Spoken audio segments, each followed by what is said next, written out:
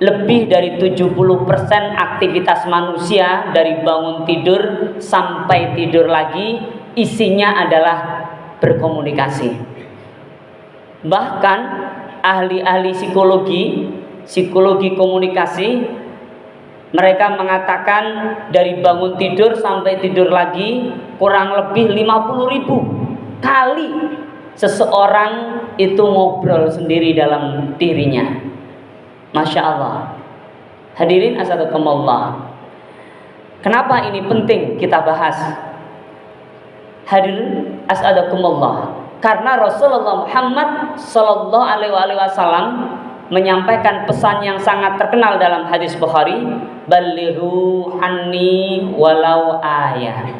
Sampaikan dariku meskipun satu ayat. Setiap kita punya tanggung jawab menyampaikan syariat Allah semampu kita, setahu kita. Tidak ada orang yang diberikan kebebasan, keleluasaan untuk berlepas tangan dari menyampaikan syariat Allah. Maka bagaimana cara menyampaikannya? Itu sama artinya dengan bagaimana cara mengkomunikasikannya. Caranya sederhana, mengikuti apa yang telah diajarkan oleh Rasulullah Muhammad Sallallahu Alaihi Wasallam dengan berpegang teguh ajaran-ajaran Allah dalam Al-Quranul Karim. Ayyuhal hadirun asadakumullah. Kenapa demikian? Karena Rasulullah Muhammad Sallallahu Alaihi Wasallam adalah pribadi mulia yang telah sukses dalam kehidupannya. Buktinya ajaran-ajaran beliau, pengikut-pengikut beliau, bahkan orang-orang yang tidak mengimani beliau secara spiritual pun mengatakan bahwa ajaran-ajaran beliau, kebiasaan beliau dalam komunikasi adalah kebiasaan yang luar biasa, yang dahsyat. Hadirin, coba kita sekarang ingat bagaimana Rasulullah Muhammad Sallallahu Alaihi Wasallam, seorang pribadi, seorang manusia seperti kita, yang membedakan hanya yuha ilayya. Rasul sebagaimana disampaikan oleh Al-Quran, perbedaannya adalah beliau dapat wahyu dan kita tidak. Perbedaan ini memberikan makna bahwa setiap peristiwa yang tidak terkait dengan prosesi kewahyuan fix adalah contoh bagi kita, teladan bagi kita, uswatun hasanah bagi kita. Ayyuhal hadirun asadakumullah. Bagaimana cara Nabiullah Muhammad Sallallahu Alaihi Wasallam menyampaikan pesannya, berkomunikasi dengan sekitarnya, hingga sejarah mencatat seorang Umar bin Khattab merupakan bukti berhasilnya Rasulullah Muhammad Sallallahu Alaihi Wasallam dalam getakan doa beliau, ya Allah, kuatkanlah Islam dengan masuknya salah satu Umar di antara dua Umar, Umar bin Khattab atau Amr bin Hisam alias Abu Jahal.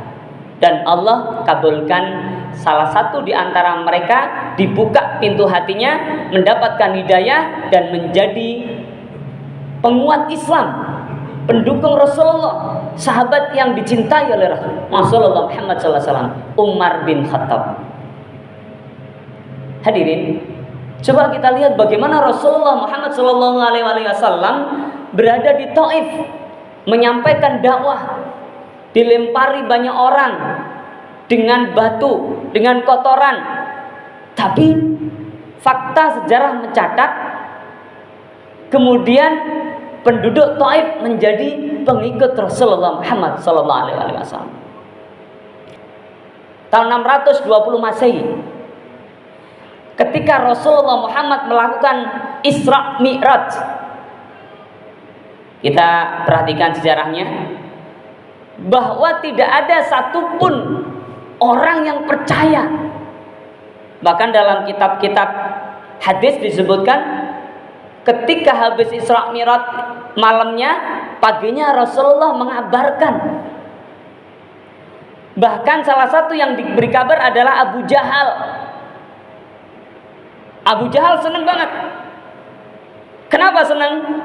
Karena apa yang disampaikan oleh Rasulullah Muhammad SAW adalah sesuatu yang mustahil. Ini menjadi justifikasi bagi Abu Jahal untuk menguatkan statement pernyataannya bahwa Muhammad bukanlah orang yang sehat. Dia adalah orang yang ngibul, yang bohong, yang dusta, yang mengajarkan sesuatu yang tidak benar. Maka diajaklah ke suatu tempat yang dimana di situ berkerumun orang. Rasulullah Muhammad SAW juga mengajak orang-orang beriman, dan dia Abu Jahal juga mengajak orang-orang kafir, dan diperintahkannya Muhammad untuk menceritakan apa yang terjadi. Masya Allah. Ayo hadirin. Tapi fakta sejarah mencatat, meskipun begitu, meskipun awalnya hanya Abu Bakar As-Siddiq, tapi hingga kini pengikut Rasulullah Muhammad SAW meyakini bahwa peristiwa Isra Mi'raj itu bagian dari mukjizat yang dikhususkan kepada baginda Rasulullah Muhammad SAW. Fokus kita siang ini adalah bagaimana cara Rasulullah itu menyampaikan hal-hal yang tidak masuk akal saat itu, yang masuk akalnya menunggu 1285 tahun berikutnya. Dari yang tidak masuk akal saat itu, misalnya adanya angin yang kencang yang di dalamnya ada apinya, dan harus menunggu 1400 tahun lalu dengan bukti-bukti peristiwa di Los Angeles misalnya. Bagaimana peristiwa, sesuatu, ajaran, pesan, message yang disampaikan baginda Nabi tapi bisa dipercaya. Ayo hadirin asatakumullah. Rasulullah Muhammad SAW ketika kurang lebih 2 tahun setelah peristiwa Isra Mi'raj tahun 622 Masehi,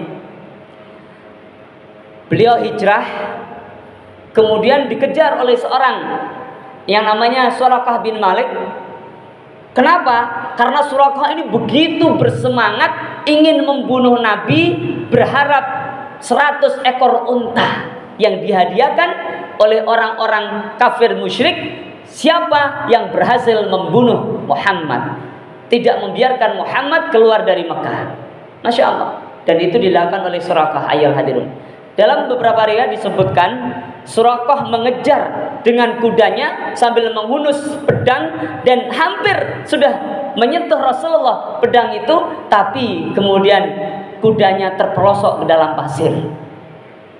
Dia minta tolong, dan baginda Nabi Muhammad SAW berhenti dari perjalanan beliau, kemudian berbalik menolong Suraqah.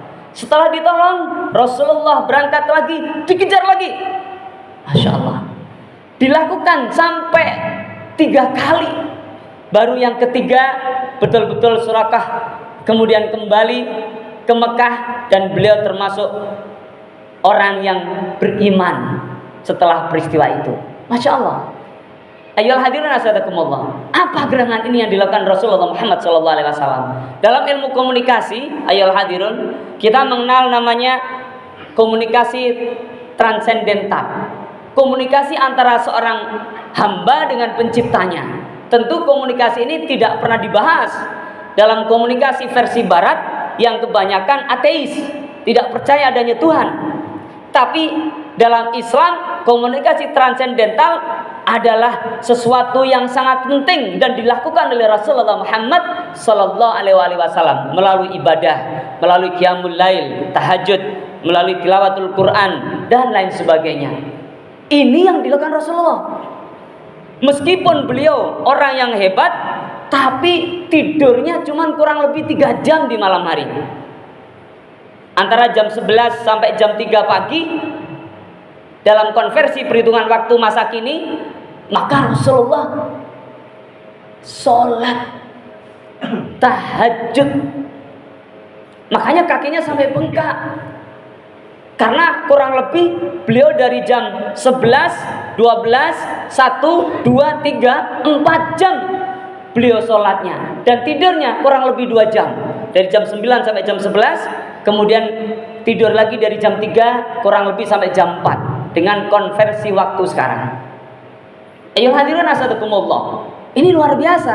Komunikasi transendental Rasulullah Muhammad merupakan kekuatan yang besar dalam komunikasi yang dilakukan oleh seorang hamba seperti Rasulullah Muhammad dan menjadi uswah hasanah bagi kita semua. Maka barang siapa yang ingin sukses komunikasinya, jangan pernah tinggalkan komunikasi transendental. Berikutnya ya hadirun, dalam ilmu komunikasi kita kenal komunikasi intrapersonal.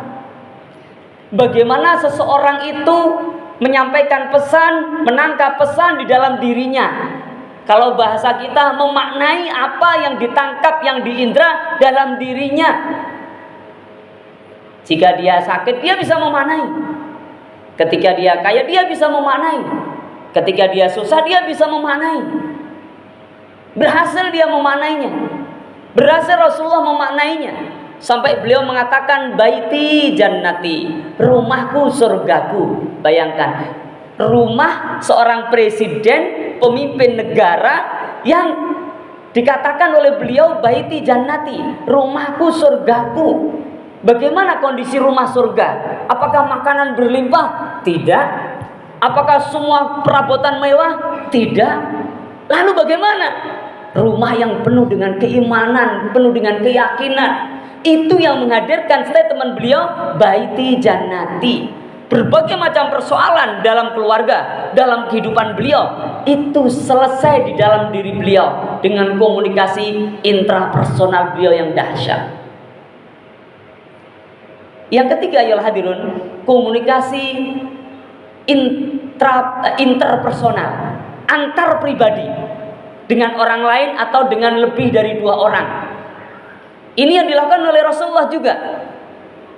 Maka kalau kita mempelajari Al-Quranul Karim, yang paling jelas mengisyaratkan ini adalah surat Ali Imran ayat 159. Fabima rahmatim minallahi lintalahum walau kunta faddan ghalidhal qalbi lan faddu min haulik fa'fu anhum wastaghfir lahum wasyawirhum fil amr fa idza azamta fatawakkal 'alallah innallaha yuhibbul mutawakkilin. Ayo hadirun, kalau kita lihat di situ ada layyin, lintalahum, lemah lembut. Bagaimana lemah lembut dimaknai? Maka kalau kita lihat tafsirul Qur'anil Azim Ibnu Katsir, lemah lembut itu akrab. Kalau kita melihat Imam Al-Lusi dalam tafsirnya Ruhul Ma'ani, lemah lembut itu yang tidak kasar. Kalau kita melihat tafsir Al-Maraghi, Imam Ahmad Mustafa Al-Maraghi, lemah lembut itu adalah yang tidak bernada tinggi. Masya Allah. Jadi kalau kita ngobrol dengan orang, jangan sampai nada kita lebih tinggi daripada nadanya lawan bicara kita. Ayo hadirun, itu ternyata yang dilakukan Rasulullah. Rasulullah berhasil komunikasi transendentalnya, berhasil komunikasi intrapersonalnya, berhasil komunikasi interpersonalnya. Lalu bagaimana caranya yang kita bisa lakukan agar secara praktis kita bisa mengikuti jejak Rasulullah Muhammad sallallahu alaihi wasallam? Ayo hadirun asadakumullah.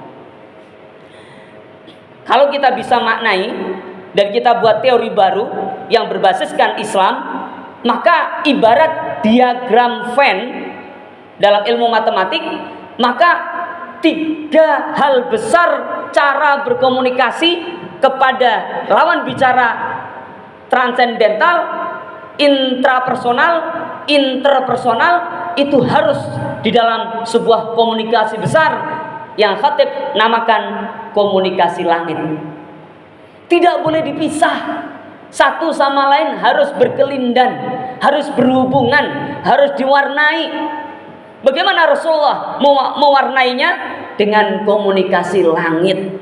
Apa itu komunikasi langit? Komunikasi yang berdasarkan Al-Quran dan Sunnah, yang berittiba, mengikuti cara-cara baginda Rasulullah Muhammad Sallallahu Alaihi Wasallam.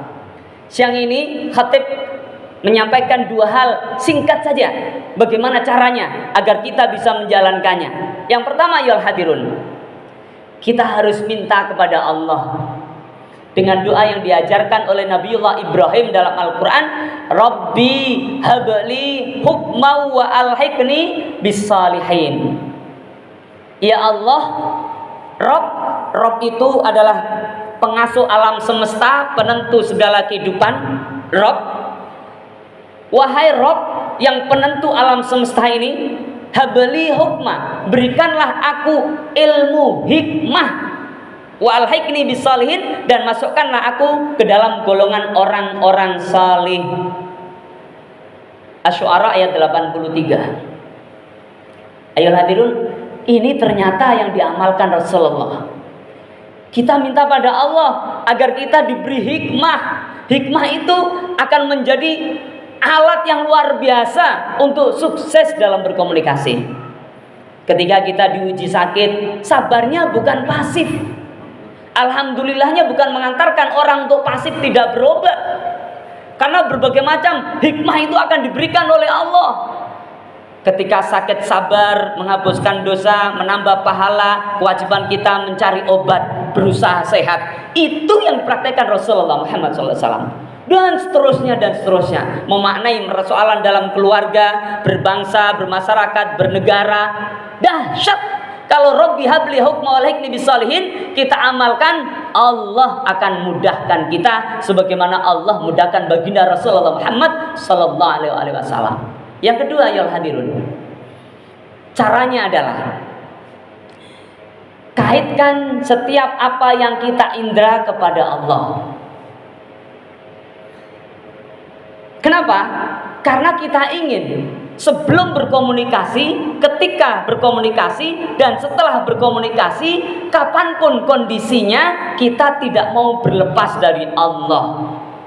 Itu yang diajarkan dan itu yang dilakukan Rasulullah. Dalam surat Ali Imran ayat 190, 191, Allah jelaskan panjang, singkatnya, mereka orang-orang yang dimaksud oleh Allah sebagai ulul albab adalah alladzina yadhkurunallaha qiyaman wa qu'udan wa ala junubihim wa yatafakkaruna fi khalqis samawati wal ardh. Masya Allah. Jadi mengingat Allah itu ketika kita berdiri, ketika kita duduk, dan ketika kita berbaring. Artinya dalam berbagai macam kondisi. Masya Allah. Dua hal ini ayo hadirin. Kalau kita mau ngobrol secara verbal, berkomunikasi dengan orang, sebelumnya kita ngobrol ke Allah dulu. Ya Allah, saya mau kesini, mau ngobrolin ini ke orang ini. Berikan keberkahan bagi kami ya Allah. Ketika ngobrol, ada yang suatu yang mungkin gak sreg di kita, menyakitkan, menyinggung, ya Allah, ampuni dia ya Allah. Ampuni kami ya Allah. Karena berdasarkan Ali Imran 159. Masya Allah. Begitu seterusnya. Setelah ngobrol, setelah berkomunikasi, jangan lupa doakan, ya Allah, berikan keberkahan, berikan kesuksesan dalam ngobrolan kami tadi ya Allah. Jadikan sebagai pahala kelak di akhirat untuk menguatkan timbangan amal kebaikan kami ya Allah. Begitu terus ayo hadirin. Itu yang dilakukan Rasulullah, sehingga apa yang disampaikan oleh Allah dari hal-hal yang seakan tidak masuk akal pun bisa diterima. Barakallahu li wa lakum bima fi minal ayati wa dzikril hakim. Wa taqabbalallahu minni wa minkum tilawatah innahu wasamiul alim wa qur rabbighfir warham wa anta khairur rahimin.